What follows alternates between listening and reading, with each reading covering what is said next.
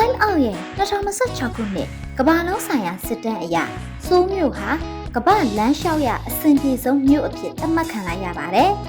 ။ဒီစစ်တမ်းကိုကမ္ဘာအဓိကမြို့ကြီးတွေမှာနေထိုင်တဲ့လူပေါင်း24,000လောက်ကိုသူတို့မြို့တွေမှာလမ်းလျှောက်ရတာဘလောက်အထိလွယ်ကူဘေးကင်းပြီးပျော်ဖို့ကောင်းတယ်လဲဆိုတာကိုမေးမြန်းကောက်ယူခဲ့တာပါ။ဆိုးမြို့ဟာဒီစစ်တမ်းမှာအမှတ်အများဆုံးရခဲ့ပြီးမြို့ကန်93%ကလည်းသူတို့မြို့ဟာလမ်းလျှောက်ရတာတကယ်ကိုအဆင်ပြေတယ်လို့ထောက်ခံခဲ့ကြပါတယ်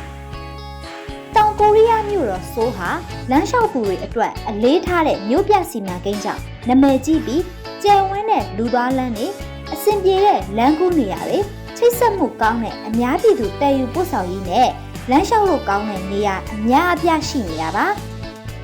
အထူးသဖြင့်စိမ့်လန်းတဲ့ပတ်ဝန်းကျင်နဲ့လမ်းလျှောက်လမ်းတွေဝန်းရံထားတဲ့ချောင်ကီကျွန်းချောင်းပေးလမ်းလိုနေရာမျိုးဟာဆိုးမြို့ကိုပိုပြီးနေချင်းစပွဲဖြစ်အောင်ပြုပြင်ပြောင်းလဲထားတဲ့ပြရုပ်တစ်ခုပဲဖြစ်ပါတယ်။